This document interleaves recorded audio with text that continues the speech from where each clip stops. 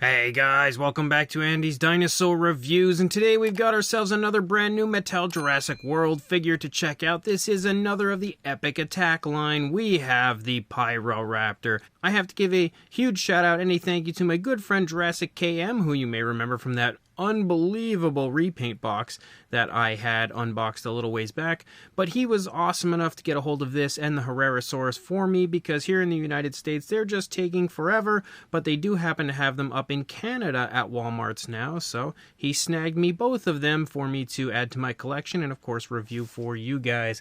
But you can see again, the Pyroraptor looks pretty cool, except for one very obvious problem with this one. We again have a super short tail, and it seems like that's going to be the case with all of the Epic Attack figures. It's unfortunate because I feel like the Epic Attack line had some real potential, but Mattel just does some very strange things with them, like always giving them awkward proportions and horribly short tails and just like almost chubby appearances to the bodies at times. I'm not really sure why they can't seem to get these figures right, but this one does still look pretty cool at least, and one area is definitely, a major improvement over previous Pyroraptors. But you can see the packaging looks pretty much as it usually does, and then here on the back you've got a shot of the figure, kind of a sneak peek of the, Epic Attack action feature, and then down here you can see we have the Baryonyx, which we have reviewed here on the channel, as well as the Pyroraptor, which will be up very soon. So let's pop this out of the box and check it out. So here is our Pyroraptor now loose from the packaging, and if you haven't figured out quite yet what is a very nice improvement on this one over the previous Pyroraptors, it is the plumage on the arm. It is so much nicer on this figure compared to the previous versions from Mattel. It's obviously still not perfect when it comes to what the Pyroraptor actually looked like in Dominion. I feel like it's still just missing, some feathering out there, but it is at least better and does bode well, hopefully, for the upcoming Hammond Collection version that will be releasing. Unfortunately, as per usual, we have the ugly area over here on the side that kind of has like that sound area, which is an eyesore for the figure, but it could definitely be worse. We could be littered with Hasbro-like screw holes. So let's go ahead and jump to a closer look and we'll check this out from there. Starting up here at the head sculpt of the Pyroraptor, you can see it looks pretty much like it usually does. Doesn't seem like sculpt-wise it differs very much, if at all. We do have a very dark gray for the head sculpt, which looks pretty nice. You also have a yellow for the eye with a gray slit-like pupil, so it looks like they've basically just used the gray tone of the face there for the pupil of the figure. You can see a little sloppiness on the front of the snout of mine right there. It looks like some of the coloration from the inside of the mouth somehow ended up on the outside of the mouth, but you can see detail-wise it does look quite nice. We have a mixture of skin texture as well as feathering, of course, as you lead back further into the face of the dinosaur. You can see the nostrils and everything right there. We do have an articulated jaw, which can go about that wide, and the teeth look pretty nice on it, but again, a little bit big and bulky, definitely more so than I would like to see. I was hoping for maybe like improvements on the teeth on the smaller figures as well, considering we did have the improvements on the teeth for the larger Baryonyx, but looks as though it's pretty much the same type of teeth that you usually find for Mattel, but they don't look bad. You can see kind of like an off-white bordering on a yellowish tone for the coloration of the teeth. The inside of the mouth does have a nice pinkish tone, also sports some decent detail. You can see the tongue sculpted out and painted again with that pinkish tone.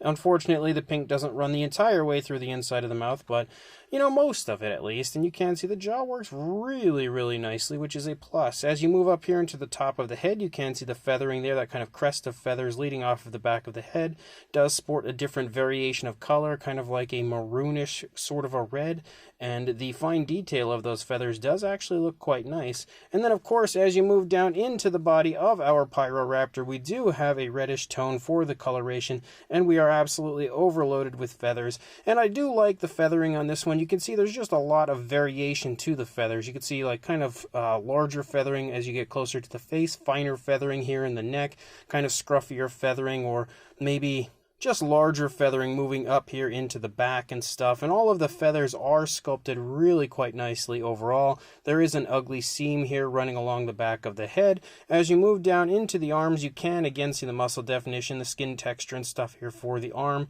and you have better feathering here as you lead out into the arm. But again, we should have a lot more feathering, I think, moving through the course of the entire arm rather than just hanging off of the arm. But again, at least it looks better, I will say that. You can also see that we have like some black speckles as you move through the course of the arm, especially out there in the feathering. And again, the plumage there on the arms does look really, really nice when it comes to the fine detail. As you move out into the hands, you can see some scoots moving down the fingers. You can also see the nails are sculpted again, unfortunately not painted like most figures, especially when it comes to the Pyroraptor. As you move up into the stomach, you do have the Epic Attack button right there. You can also see that kind of injury like you usually see for these figures. You can also see moving along that the feathering starts to decrease in size as you reach into the hip region. We do have the Jurassic Facts app code, and since we're here at it right now, why not show it to you guys just in case you want to add that one to your collection. And again, as we move down into the thigh, you can see a mixture of some feathers as well as some scale detail, kind of larger scales. You can also see that we transition to the dark gray like we had seen on the face, and that overtakes pretty much the entire leg moving down. We've got the nice muscle definition and everything displayed. As you move down into the foot, we'll have to move it back so you can kind of see it because it's sort of hiding behind those feathers. But you do have some nice scoots moving down through the course of the feet down into the toes. You also have some nicely sort of sculpted nails. We have no dew claws for it, oddly enough. That's interesting. I don't know if maybe we have it on this one now. Doesn't look like we have dew claws at all for our Pyroraptor, which is a little strange. But another thing is the feet are obviously really quite large, definitely a lot bigger than they need to be, which they have begun improving that on the Hammond collection, but I guess not on the main line. But as we move up into the tail, you can see that that gray kind of leads out from the thigh out toward the tail. Does look really cool as you overtake the entire tail with that gray. And again, the feathers look absolutely phenomenal, especially out here on the tail. I think that might be the nicest feathering on the entire figure. Like, it just looks really, really good, really crisp and vibrant. And you can see the underside as well looks really nice as far as the fine detail, and the paintwork, you know, for the most part on the figure looks really good, except for the fact that, again, we don't have painted nails on the fingers. But kind of looks like we have painted nails for the toes because we do have, you know, like a gloss coat over those nails, helping them to, you know, differentiate them from the rest of the foot, which does help. But over here on the other side, you can see it's basically the same thing. You can just see that the, you know, leg is kind of trailing, whereas the leg is leading on the other side. Same short type of tail. We do also have articulation, of course, forward and back for the arms. You can't really do much else outside of forward and back. They don't move out away from the body. The legs, of course, as well, again, articulate only forward and back. And then we do have a swivel for the tail, at least, which is a plus, I guess, for the Pyroraptor. Obviously not the best Pyroraptor, and even still, even if I were to say it was the best, it's probably going to be outdone once the Hammond Collection version does release, but it's kind of fun, I guess, as far as the Epic Attack figures go. And then, of course, we have the Epic Attack action feature, so we'll go ahead and check that out.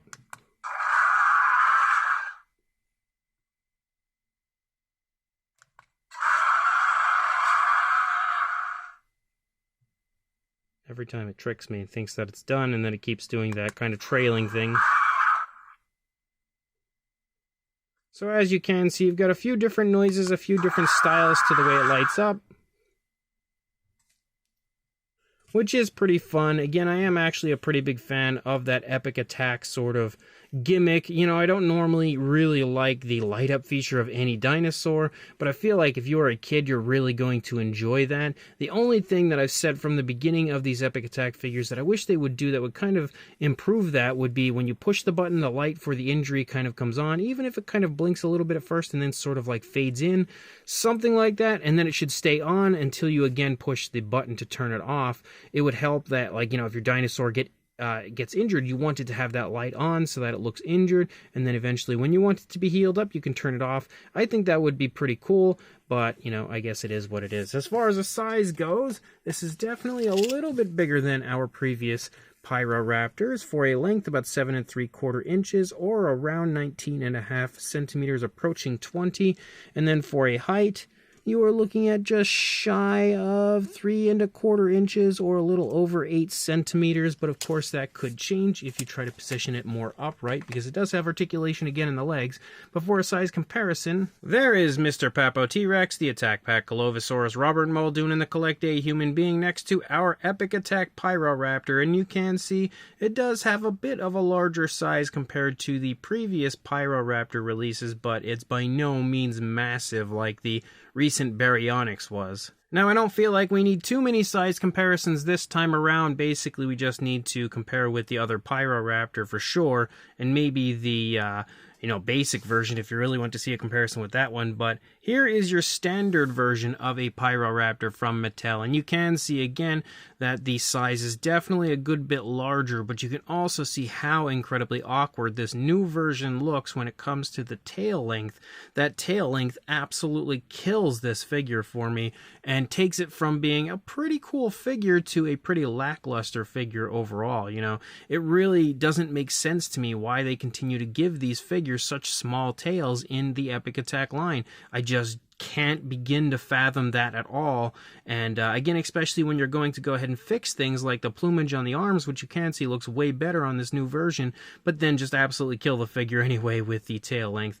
Definitely a disappointment as far as that goes. And then for one final comparison, we also have the 12-inch basic version of the Pyroraptor, which you can see again is a whole lot larger than our Epic Attack version. So this brand new Mattel Jurassic World Epic Attack Pyroraptor is definitely something, that's for sure. I can't say that it's a great figure. I don't even know if that I'd say that it's a good figure. It's an okay figure. It had some strong potential, that's for sure, but the tail length absolutely massacres this one for me. I like the appearance of like the feathering on the tail. It's very different compared to the older ones, like just the way that they've sculpted the feathers out and the way that the tail kind of ends with like much more of an impressive display of plumage. And I of course really quite like the addition of the feathering there on the arm. I think that makes a massive difference on the appeal of the figure. Of course, still not screen accurate, but definitely better.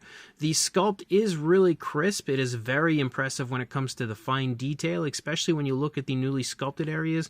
Like I would think maybe most of the figure is newly sculpted, but it definitely seems like it shares some aspects with the older one, just increased in size. But the feathering on the arm and the feathering on the tail definitely looks really good, really crisp on the figure.